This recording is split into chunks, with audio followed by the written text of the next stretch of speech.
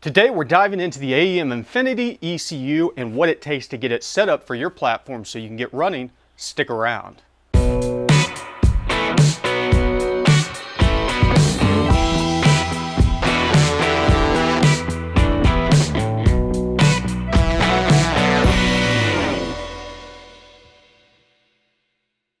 Hey everybody, welcome back to the garage, and today I wanted to dive into the meat and potatoes of the AEM Infinity Series ECU. We're working with the 710 on the Nova, but a lot of the features carry over. The software is the same. And so this can be applied to the 3 Series, the 5 Series, the 7 Series. It can be a little bit daunting whenever you first open up this software. There's a lot going on. I'm hoping that I can break it down enough that'll make it a little easier for you to get set up for your project and get up and running. But before we do that, if you enjoy this content, any of that stuff, you know the drill. Hit the like, hit the subscribe. I mean, why aren't you subscribed? This is just free tuning information. You can't get it free anywhere else nowadays, so make sure and stick by the garage. Let's go ahead and dive directly into it though. Okay, soon as you open up the software, the first thing that's going to pop up is an open dialog. Mind you, this is for layouts. Layouts can be applied to any tune that you do out there. And basically what this is just the overview of how everything looks.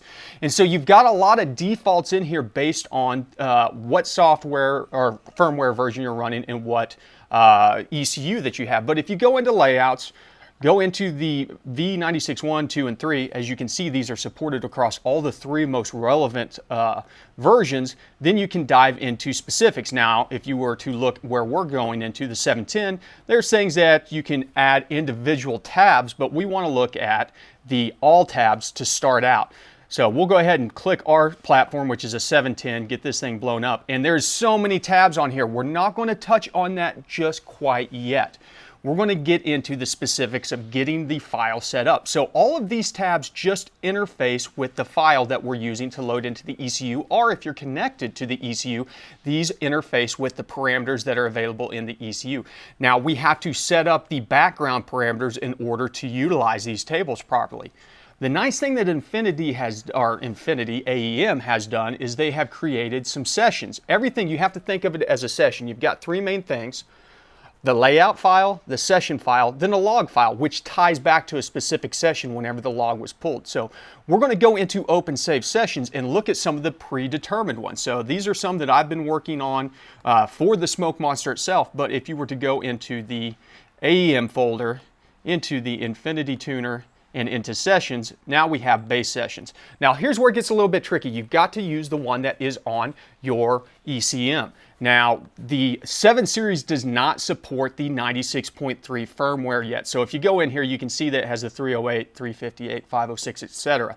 So we're going to develop on the 96.2. Even if the firmware that was in there was 96.1, whenever we connect up to the ECU the first time, we're going to get the option to go ahead and upgrade the firmware. And so we're going to build on the latest firmware that's available. Then if we go in, we have a bunch of default predefined templates set up. And there is actually documents out there on AEM's website that will tell you what these are based on, beyond just kind of the basis that you read in here, where we have an LS358X, you know, you've got Mitsubishi Evo 8s, Evo 9s, Porsche 996s. So what they've done is they've added a lot of the default stuff that's going to be in there as far as cam crank timing, you know, what kind of injectors maybe that might be in there. But we're going to use this as a basis to get started. And for this particular package, I'm going to walk you through it doing it on an older 350. So we'll use the Universal V8 package. We're going to come down here, and we've got a lot of Universal V8 packages based on your cam and crank trigger. We happen to be using the Holley DualSync in this case, which aligns very nicely to the fast DualSync. I have a sneaking suspicion they used to be one and the same. But now that we open that up, we start to see data in our layout. Oops. That's something else that you just saw I did. I accidentally grabbed a plot. You can move these around. If you do not nest them, you'll see how the background turns gray. That will nest it onto that page. If you do not nest it, it will stay active across all pages. So that's kind of a nice feature that they've added in here. And I think that was in idle. Yep. So we're going to go ahead and nest that. But let's get into the big part about the setup. We want to come up to the wizard and go into the setup wizard. You can't do this unless you have a session loaded or you're actually connected to an ECM. Keep that in mind. You can see our session right there that we have loaded. So this is where we set everything up. This is the details of the motor. Well, for one, we're not running a 348, we're going to run a 350, and that's important because it is used to help calculate volumetric efficiency percentages. Come down, we're doing 8 cylinders, we're a 4-stroke. You know, you can change all this stuff based on what you're working on. And then the ignition type. We click this arrow over here, we have a couple different options. We got distributor, which we're running on here, sequential, which is coil on plug or coil near plug, which we will be converting to, and then wasted spark, where if you were to have a V8, you would need 4 drivers to waste spark to 2 cylinders at a time. We're going to stick with distributor on this. And then injection type, in this case, we are sequential injection. You can do batch injection where it's going to fire 1 bank at a time, or you can do 4 per engine cycle. We're going just directly over to single sequential injection on this setup. And for some reason, this is an oversight on here. It keeps on showing NA and injection type, but it is correct in there. And then we have firing order.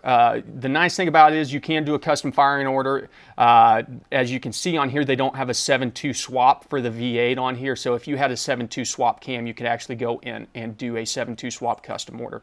Now we have our airflow calculation method. And this is going to determine whether or not we use volumetric efficiency or mass airflow. Yes, this thing will support a mass airflow sensor, and I plan on testing that out later on. But for now, we're going to keep it on volumetric efficiency, which means we need RPM and manifold air pressure in order to populate our VE fueling strategy. And you can see down here, we are using MAP in kPa. You can also use throttle percentage, which technically would turn it over to what delta N or where delta A.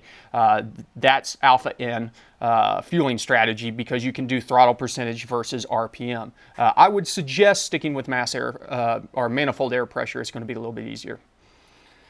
Now we're going underneath tuning preferences. This thing should be checked. Basically, this says that if you have made changes through the layout, whenever you turn the vehicle off, it'll automatically save those into memory. Whenever you shut your car off, the ECM has its own relay circuit that it allows it to stay energized for a couple seconds after shut off. Part of it is so it can save data logs, so it can do the key off commit and make sure you don't lose any changes you've made, and then it can also reset your idle air control valve. Cam crank sensor. This is where it's going to get interesting. We do have a nice drop down box where we can go through here and dig through all the supported cam and crank sensors, including the universal setups.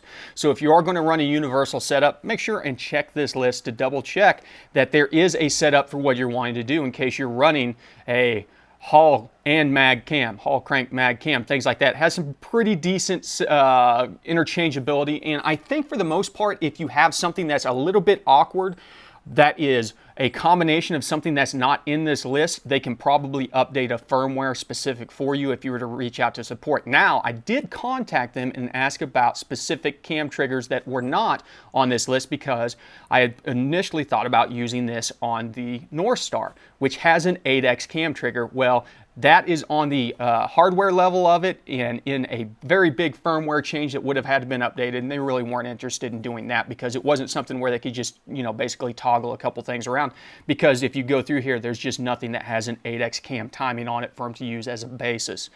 A little bit of a bummer there, but the cool thing is this supports about everything that you can think of.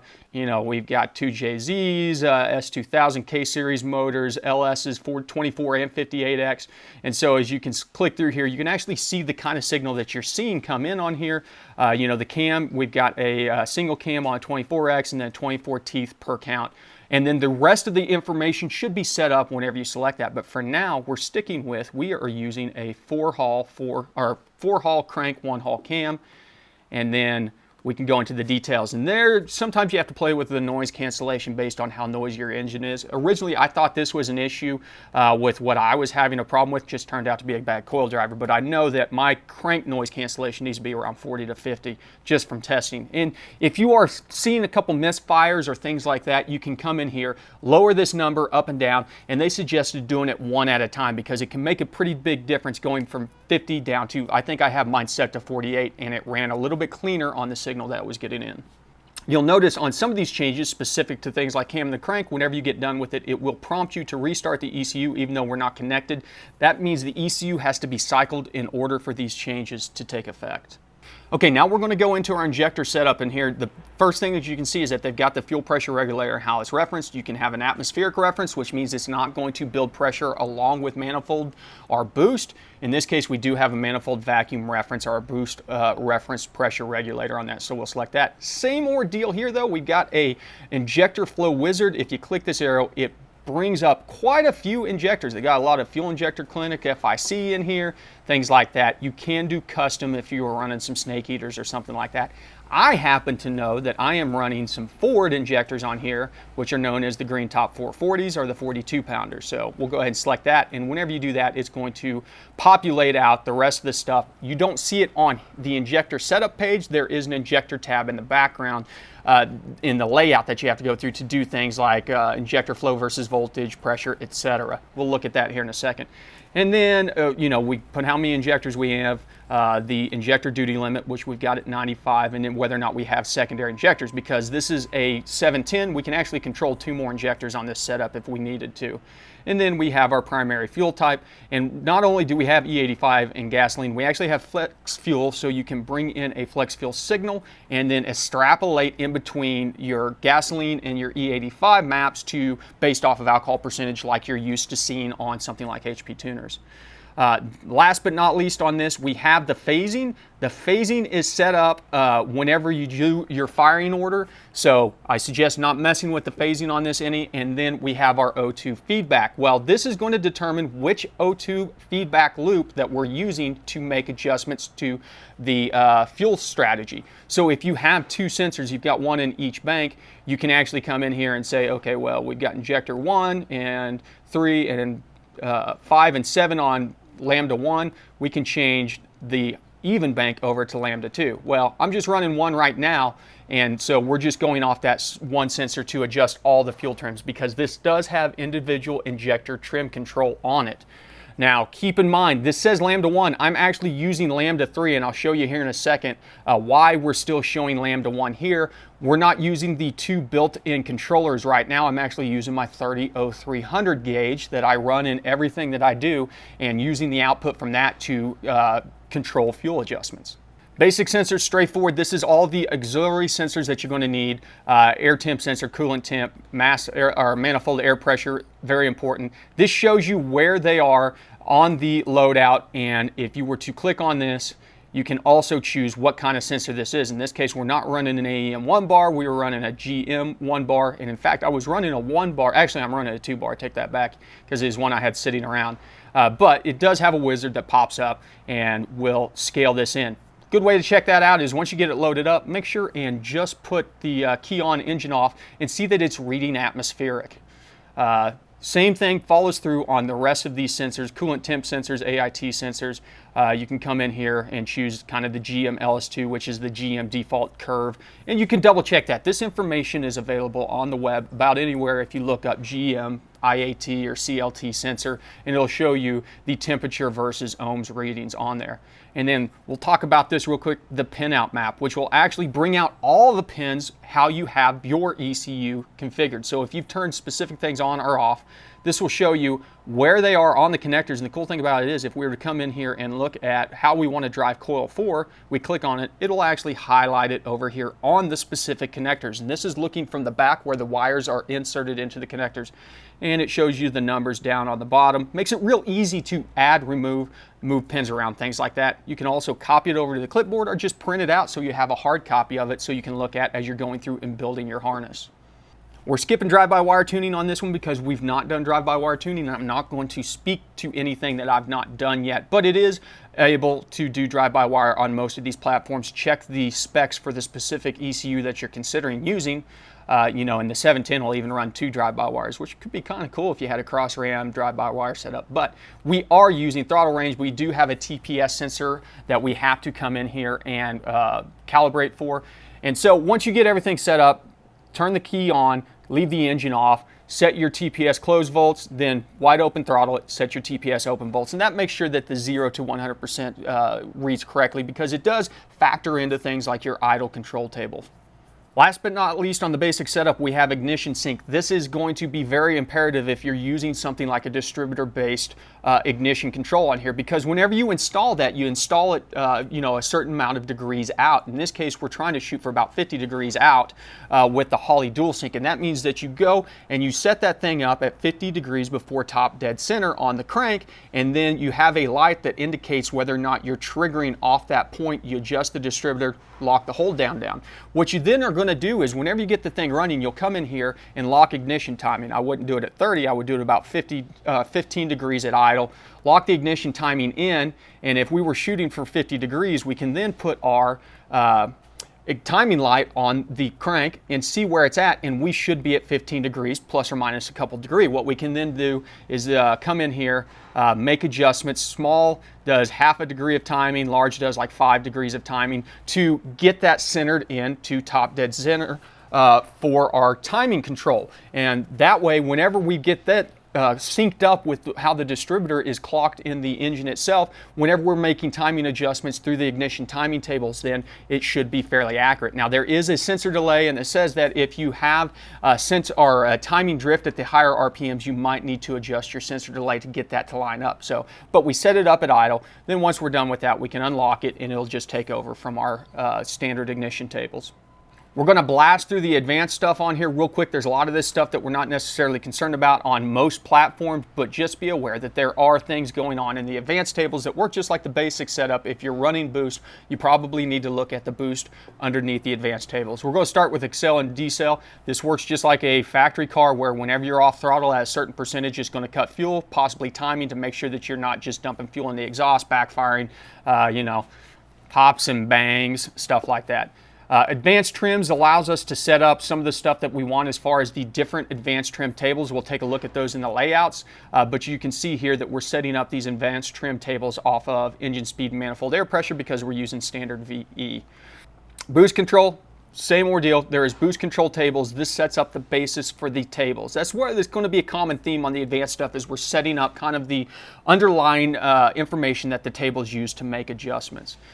Engine protection is really cool because you can actually put basically a check engine light on your new setup on here, and you can have it pop up for specific errors. In this case, we have some overboost protection, which on top of it will go into fuel or spark cut if you hit these things.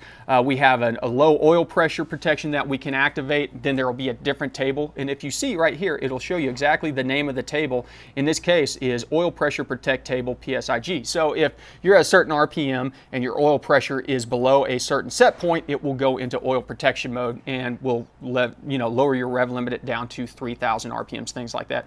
And same ordeal with lean protect. Idle's a big one because we're going to come in here and this is what sets up a lot of our idle stuff for the IAC, and the big one is going to feedback min and max. And so initially you want to dial in your idle, and AEM has some really good videos that talk about how to do it without any feedback. Once you kind of get everything set up where the TPS is at a good point and your throttle body's at a good point, then you can turn on feedback and it'll actually kind of dial everything else in. Check out their videos. I can't remember the name of their AEM's YouTube channel off the top of my head, but if you look at AEM Infinity Idle, that's a set of 3 videos that they go very in depth, and I wish they had done more videos like that for some of these other things.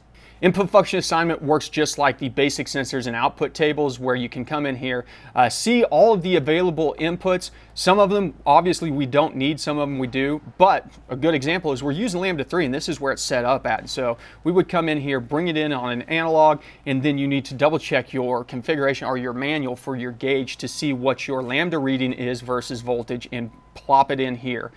Then on top of it, you can adjust some of the sensor smoothing to make sure it's not spiking too much. 30% seems a little bit high for me. I think I lowered this down to about 10 or 15%. But works the same way with any other inputs that we have. If you want to put some switches in, these are the parameters that we have available to switch: nitrous, two-step, AC or clutch switch setup, things like that. I actually need to probably bring some of these in and tie them back to things like the blower, because idle might have a little bit of a hard time. It does eventually catch up whenever we get to a high electrical load. But if we were to tie some of these statuses back or drive the cooling fans off of the outputs that the ECU is available to doing it, then we could trigger, say, hey, we're getting ready to be in a higher load and we need to open up the IAC a little bit. Lambda control. So this is the big one. This is the whole purpose of running an aftermarket ECU like this, is its ability to learn. And you can see that we have sensor 1 installed, but what we need to do is actually come down here and show the advanced setup. And this is where we're going to be able to say sensor 1 is actually going to be sensor 3. So PID 1, we switch over to PID or Lambda 3, and we can uncheck this. Now, there are 2 Lambdas, as we saw on the injector setup, able to make adjustments. We're focusing just on Lambda 1 PID, and a lot of this stuff you're going to be able to keep the way it is. You know, you don't necessarily need to go in here and start adjusting some of the values for the PID setups on his. The way they've got it set up from factory is usually very responsive, accurate, and does not cause oscillation. Whenever we get into adjusting PID settings, that's what often happens, is we may make a change too big and it causes things to start hunting.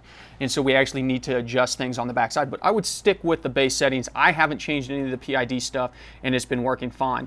And then the big ones that we can look at is our activation criteria. So basically, this is what's going to determine whenever we're in closed loop. And so, you know, we got to be over 800 RPMs but below 10,000, and we have to be between 5 and 700 kPa. A little bit out there, but you know, we're basically running it all the time. And then the big one is we need to enable the feedback. This is what actually turns it on so it can make the corrections on there. We're set up right now to be able to enrich in 20% or take 20% fuel out. And you can see this through the log or through the layout screen to see what kind of corrections that you're making. We'll talk about that in a future tuning video. We're going to skip across a lot of this other stuff on here because it doesn't really play into it. This is more advanced topics that we'll touch on a later date, such as we're not obviously going to be using anti-lag. This thing does have a anti-lag. This thing does have a launch timer enabled, so if you were wanting, it's basically a delay box. Nitrous setup on this is very straightforward. This is basically just on or offset points. There's not any kind of progressive control for the most part, but there is stuff in here to enable timing pull and fuel enrichment if you were running a dry setup. The big things that we'll be focusing on later on is just making sure that we're pulling timing whenever nitrous is enabled. So we'll be using the ECU as a go-between. We will toggle a switch, it will go into the ECU and activate and say, hey, nitrous is armed, and then the output will go over to whatever's controlling it, such as the Maximizer 5. Main rev limiter, straightforward. This is just going to be whenever you have spark fuel cut, things like that, and then the hysteresis on whenever it kicks back on. And then you can also set how much timing it cuts at ignition timing cut. So if you're getting up to the rev limiter and it's not cutting enough timing, you can still exceed that rev limiter. Be aware. Then we have 2-step, 3-step, shift cut, traction control. Once again, all stuff we'll touch on later. And then USB logging being a good one. The nice thing about this one is I've got it set up pretty straightforward where anytime we're over 100 RPM, the thing is logging to a USB drive, and then you can actually connect up through the software without having to take the drive out and pull the logs off of it. You can see the log links, the time that they recorded, etc. We will do an in-depth video on setting up the logger before we get into the timing or the tuning setup on this, because there are specific things that you're going to want to do if you're pulling logs off of the USB stick as opposed to keeping your laptop hooked up. I'm generally the kind of person that likes to keep their laptop hooked up all the time that I'm tuning, but it's been really nice to be able to just go out, take this thing for a drive, and whenever I get home, think, you know what, I'm going to pull the logs from that drive off, take a look at them, see if I can make some adjustments. VVC is going to be our variable valve cam. Of course, we don't have that on this setup, but this will control up to a 4-cam setup, so a dual overhead cam, V8, V10, something like that. And finally, diagnostics. This is some stuff that there might be some reasons to dive into it, but honestly, unless you're having a problem, I would leave this alone. Last but not least, we're going to look at our outputs.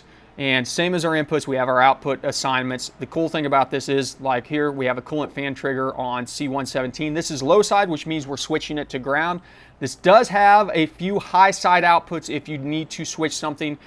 Check the manual, though. It is limited to like maybe 4 amps of load on the high side stuff. But on the low side, if we were to come in here and look at what we've got going on the coolant fan, you know, we can sit in here and say, hey, kick on anything above 0 RPM, which is perfectly fine. If we were wanting this thing to keep the fans running, even if the engine was not on, we could go key on, engine off while we're in the staging lanes or something like that, help cool things off. And then we have an on-off temp, and they have this set to 188 to turn the fans off, 185. I'm still using a manual temperature switch on my setup right now, but there's also frequency control on here, so you could use this to activate pulse width modulation fans. So Pretty cool stuff. You know, it's set up on here where you could say 30% frequency. In this case, at 0, 2,400, 600, you could do some fun stuff on the later stuff. Doesn't really apply to us in this case. But this is where you can come in here and change what all that you want on the pinout. If you drop this down, it'll show you what all you have available. You know, fuel pump, things like that. And that's another good one to look at because we are using a low side trigger on the fuel pump. That's where we have our prime time on here. So we've got it set to 3 seconds. I may even have it set for a little bit more on here, but same ordeal. This is just going to prime for 3 seconds whenever you key on. Last but not least, coils injectors, showing us which coils and injectors we have enabled on here. Not quite sure why this was needed because we set that up in other portions of the menus, but it's there. Let's dive in to the layout and take a look. Now, this is a lot of information that we've got going on in the background here that we just don't need. For one, if we were to come in here and look, we do not have VVC on this thing. So we're going to come in here, select the VVC, go into layout, and we're going to delete that page. And we can do this for anything that we're not actually utilizing to help clean out this layout. And this is why I like to use the all tabs to start out so I can see what is available, and then I can go through, clean up, delete everything that I'm not going to be doing. You know, traction control might be using it later on down the road as we add wheel speed sensors, but for now I'm going to delete it. The cool thing about it is though, once we delete traction control, say we do add it later on and we have our layout that we like, we can append the layout and then come underneath our tabs and find our traction control tab. Should be one in here. Probably TC gear. It'll often pop up an error, but it'll still bring this thing in. And it looks like it did shift cut instead. But you can append the layout. You can, or if you have to, just start over and trim this stuff down. So by the time you get done, you get something like this. We'll go to my layout that I use right now, which is my Smoke Monster layout. And you can see I've trimmed this down. Very fewer things on here. And in fact, I've added one, which is just a giant data plot window. But let's start over here. Right on the start, this is the parameters that we're dealing with right away. We've got startup enrichment. You can see it's based on coolant temp. We're commanding 0.6 whenever it's really cold, up to 0.7 just for startup enrichment. Then we have some trims that are based off of coolant and after start time. So after we get to this point right here, out to 20 seconds and we're above 140, it cuts out any of the cranking stuff and we go straight over to our volumetric efficiency tab. And then on top of it, we do have a crank VE table that we have set up, much like you've seen in other places, which is using your standard VE table. This is a percentage of the existing VE table. So if this were 100%, it would be commanding exactly what you see on the VE table. You see in most starting situations, we're commanding about 80 to 85% of what's reading over on our volumetric efficiency table. Last but not least, we have crank timing. I don't know why this is zeroed out on here. This is still that fast file that we set up originally. So I'd come in here and just put this to 15 degrees to get started up. Then we get into the idle. Same ordeal. Our IAC is zeroed out on this. We're going to have to populate this data in. And then over here on the side, you can see the feedback position here, and then our idle position. As this goes up and down, it will affect that right there. And then we have the idle target versus our engine speed is going to correct. Once again, check out that AEM video. This is our primary volumetric efficiency table. This is the one that they had set up. Does not work in my case, but it gives you a starting point. This should get you running. You're going to be running in this area depending on how much vacuum you get, you know, at idle. And so it gets you a starting point to get up and get running. Now the cool thing about it is for some reason, if you're running rich or running lean, the quick thing you can do is come in here, hit Control A to select the whole thing, and then use the U and D to go up and down and shift the whole tables up and down. And then whenever you're done, you can hit Control Shift C and it locks it into the tune. Basically commits it. You can't control, well, I guess you can control Z. I didn't think you could once it locked in, but you're good to go. So that is the VE table as we know it. And something to pay attention to is our lambda feedback. This is a feedback value based on how much error we have. So think of this as our error. Now we're using lambda 3, which is not represented on this table. So what we need to do is actually come in here on our text. We go up to the top and we can do set channels. And now we have our channel list. And I can type in lambda here, find lambda 3 down in the list. Now I'm going to add it in. And I'm going to move it up to the top because that's the one we're using. I'm removing Lambda 1 because it's not actually in there. Now we have Lambda 3 in our list on here because this is the one that we're using to make the adjustments for it. Down here you have a data log plot, same ordeal. You can come in here, set the channels that you want to see in case we have engine map, things like that. We would still need to add Lambda 3 down here to get that read. But standard VE table, very familiar. You know, everybody's seen this if you've gotten into any kind of tuning. This is a percentage of total volumetric efficiency. Injector, this is the table that I was talking about, or the layout tab that I was talking about, that has all of the actual injector data that you would have to manually put in if you didn't have that information, or you couldn't use one of the injectors that was present in the wizard. And so we have our injector offsets on here based on our voltage. You know, we have a secondary offset. We're not run secondary injectors, so one of these things that we go ahead and take that one out because we don't care about it. Then we have our flow rate versus pounds per hour. This is our flow rate versus our injector pressure. This is our secondary, same ordeal. We can remove our secondaries because we don't have secondary injectors, and just focus on what we have. Maximum duty cycle on, you know, versus voltage. And then this timing, I need to do some research on exactly how this works. This is just the offset degrees before top dead center that the injection starts happening. Haven't had any issues with it, so I haven't really made any adjustments to this table. This is our Lambda target table, so this tells the ECU, hey, this is the kind of enrichment that I want to be running, or what my target Lambda is that I want to be running whenever it is making the corrections out there. And so, you know, I kind of brought out one Lambda a little bit higher out here and through these areas, but whenever we get into the higher load, we of course go down to 0.85 like we like to see. And then these are the parameters for the PID that I was talking about that responds to how big a change it makes or how often it makes that change. And so if it's overshooting, you can come in here and lower these things down. If it's not making changes fast enough to get there, you can raise these values up a little bit. There's a lot of information about PID tuning out there. I suggest that you do some research on that before you get into making changes. Last but not least, now let's not say that. Okay, now we go in, we got our ignition map. This thing's a little bit much, but we can come in here and we can make some general assumptions and say we want to start this thing out at about 15 degrees, and we might want to max out to about 36 degrees on this setup.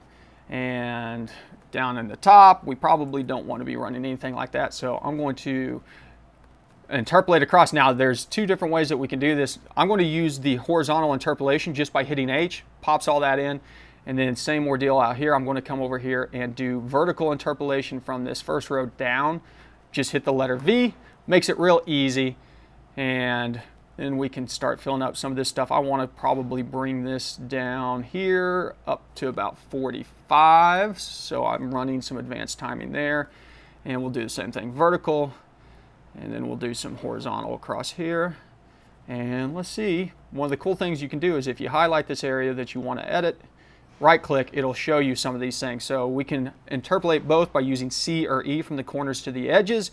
We'll go ahead and do corners there. We kind of built a loose timing table in there to get us started. I don't like that per se, so I'm going to come through here and fix this because we don't want to necessarily go that high. So go horizontal, fix that, commit those changes. And then of course we could come in here, Control Alt, and we have the option to do some smoothing. 4 or 8 cells. 8 cells should be a little bit more aggressive. So if we Control All, and you can see the 3D table down here, and then Control 1, we can smooth this table out to make it nice and smooth. There we go. And so we've got kind of a base timing table in place.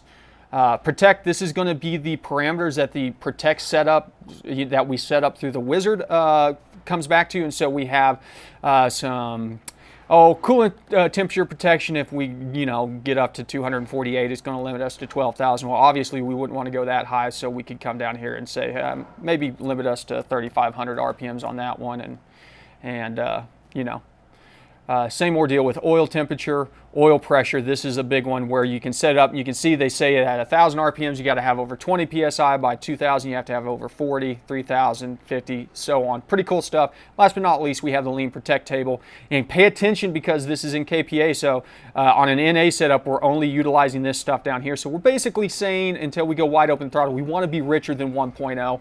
I may have dropped this down to like 0.95 and maybe 1 on here just to make sure that we weren't going lean. But up here on the boosted side, we're down to 0.9 because we're looking for 0.85 a lot of time on the boosted. And this is going to go into fuel and spark cut to make sure that we don't overboost.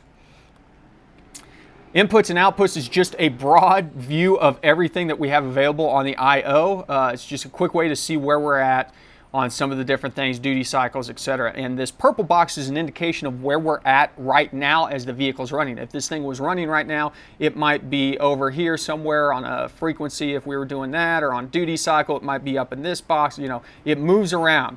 Tuning is just a log view that we can see a lot of the parameters that we need to tune. And we'll talk about this new VE because this is kind of the learn that it's trying to do, and people use this to try and make adjustments to the existing VE table to narrow the margin of error that is on there. And so we'll talk about this when we go through the tuning steps, because sometimes it seems to work, sometimes maybe not so much, but there's some tips and tricks that I've kind of developed to try and make this a little bit easier. Diagnostics, this is an interesting screen that I used a lot when trying to troubleshoot my cam timing or my crank timing. Keep an eye on here if you're having spark issues, things like this. This is a good page to go to there. And then we have the trims. So we got ignition trims, ignition maps, lambda trims, fuel maps, etc. Now these are in addition to your base maps that we are looking at. So if you look at ignition trim here, we have ignition trim 1, ignition trim 2, and we're going to show we can cycle through these to kind of blend. Those two do not exist. From our base ignition map. And so if we were to go into, this is a coolant temp trim, so we could come in here and basically say, oh, I want to pull 2 degrees if we get above 194. Well, that might be a bit much. Oh, also make sure whenever you highlight this stuff and you want to do negatives, you need to backspace, then type in the negative to get it in there.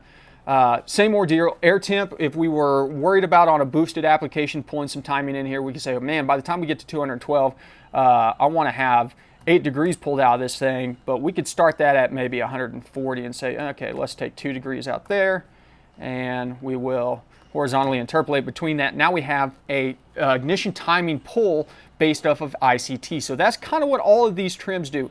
There is the coil dwell map. This is going to be very important. Most applications, if you're using a session already, you should be able to get by on here. But you want to make sure, specifically if you're using coil near plug or a distributor coil style driver, that you do not run too much dwell because you will burn things up. That's what causes them to get hot. Ignition maps, this is our base map here that we just populated out over there. And so if you were to look at this map and actually make a change, we'll go down here and we'll convert this over to 10. This is the exact same map. It will be changed over on our ignition map. There we go. So there's the 10 change. Same thing if we change it back to 15 here and go back to our ignition maps, it will be back to 15 on that first cell. So keep that in mind that you are working with the same map as far as ignition map 1, but there are 3 more maps on here that we can use. 2, 3, and 4, and then based on how we blend it over here is how it's going to, it's not, you can switch directly from one map to another, or you can set this thing up to blend in between the 2 maps. Specifically if you're running something like flex fuel, this is how you would set it up, where say ignition map 2 is our flex fuel map, ignition map 1 is our gas map, and then based on the alcohol percentage we want to shift between the 2. But as you can see, there's also a mode select on here, so you can put a rheostat toggle switch on here, switch between up to 12 different modes, and it's going to do different combinations of these maps. The fuel trims works the same way. If we go into the Lambda target table, it is the same. I don't know if I have the fuel target table because there is a blend on that also. Stage split. Oh, yep. So we've got, this is actually a trim map that's going to be an additional to our base map. You can see this has our transient fueling on here for wall wetting and things like that. So if you're going lean on transient, you can come in here, look at your wall wetting settings, and you can see how it's based off of throttle rate versus RPM, and bump some of these things up to say whenever that sees a lot of throttle change, 500% per whatever their throttle rate calculation says, you know, we're offsetting our fuel trims by 31% richer. So we have that initial. And the cool thing about being off a throttle rate is the throttle rate's only taking into account whenever you wick the throttle. So during that position, this thing shoots up in this area, adds that 31%, but as soon as you get here, your throttle rate suddenly drops back down and you're running back down in the 0 range, things like that, some cool stuff. As I said, there is, I don't know why I don't have, there is a fuel trim just like the ignition map trims where you can set this up and it's going to run off of things like your flex fuel blend table. So here you say the blend table is actually 0 to 100%.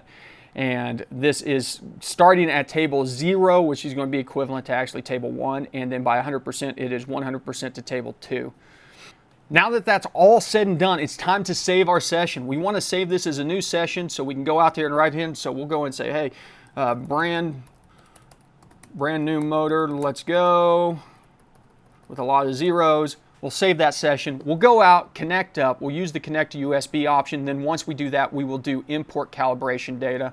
It'll ask us to open the file. We'll choose that one, and then it'll populate all that data into your live session on the ECU. You're ready to rock and roll.